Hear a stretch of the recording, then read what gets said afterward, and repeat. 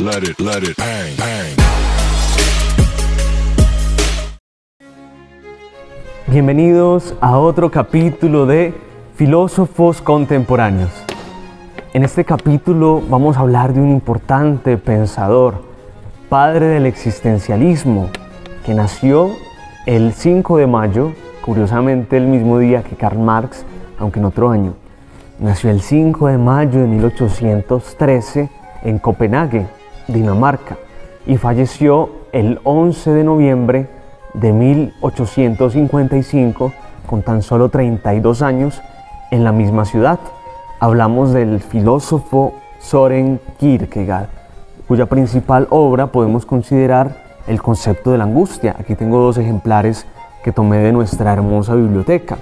Aparte de esta obra destaca otra que se llama O lo uno o lo otro.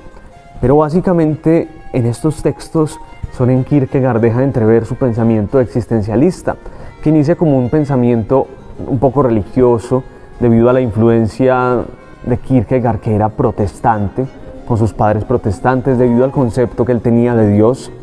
Y debido a todo esto, su existencialismo es marcado por un protestantismo, por una religiosidad. Pues muy bien, para entender a Søren Kierkegaard hay que partir de que él estudió filosofía en Berlín. Su profesor fue Schelling, ¿cierto?, quien también le enseñó toda la filosofía del idealismo alemán. Digamos que allí, estudiando en Berlín, Søren Kierkegaard conoce el pensamiento de Hegel y quiere ir como en contra de ese pensamiento de Hegel. Pues muy bien, para entender el pensamiento de Kierkegaard, primero hay que entender tres acontecimientos muy importantes para él, para su vida.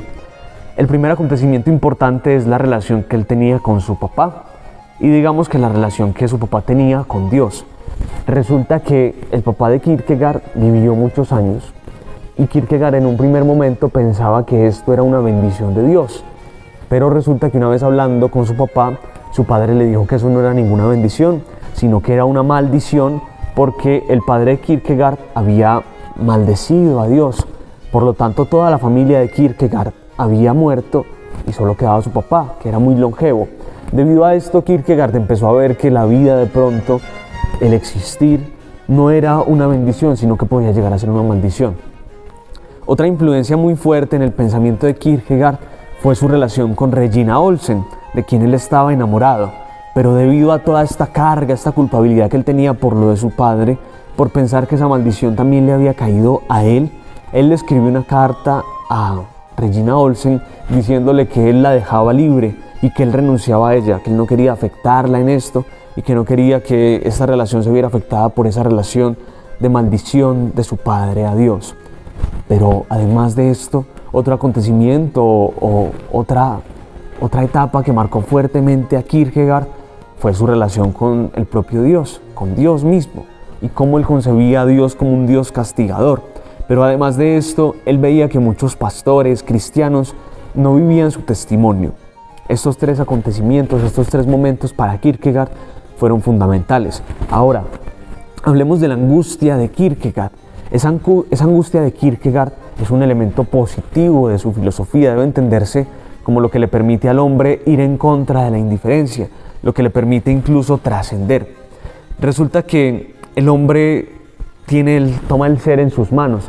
El hombre existe, ¿cierto? La existencia en Kierkegaard es muy importante, pero esa existencia le genera al hombre angustia, y le genera angustia porque el hombre es responsable, porque el hombre es libre, porque en su libertad tiene que elegir entre esto o aquello, y el elegir, el ser libre, el ser responsable, le genera angustia al hombre.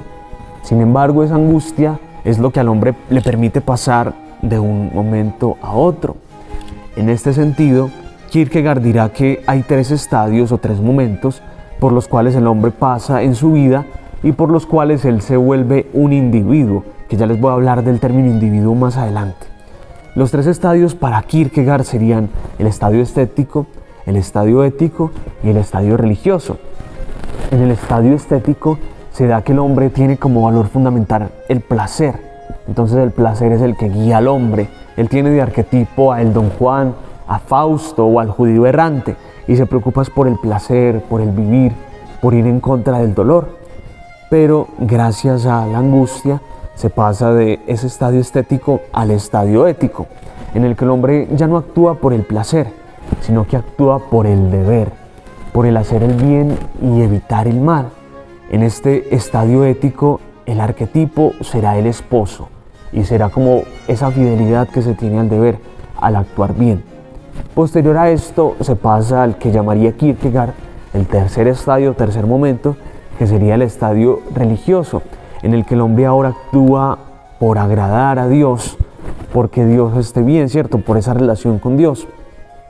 En este estadio religioso, el modelo es Abraham y el valor máximo ahora es el amor. El amor es lo que debe permear toda esa relación del hombre con Dios.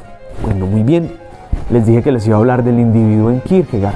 Claro, resulta que para Kierkegaard existe este individuo, existe este hombre, ¿cierto?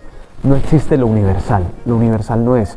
Incluso lo individual es la esencia del hombre, pero para él no hay universal, sino que solo es lo individual.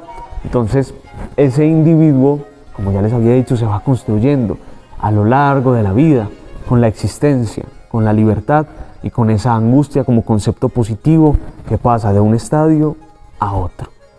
Muchas gracias, eso sería por ahora lo que hablaríamos de Kierkegaard. Hay mucho más que ahondar de él, a pesar de su corta edad que pudo vivir, 32 años. Fue muy importante para todo el existencialismo contemporáneo y posmoderno que se ha visto, con estos existencialistas ya ateos, pero que él fue el iniciador. Por ahora dejaremos aquí. Muchas gracias por estar en este otro capítulo de Filósofos Contemporáneos.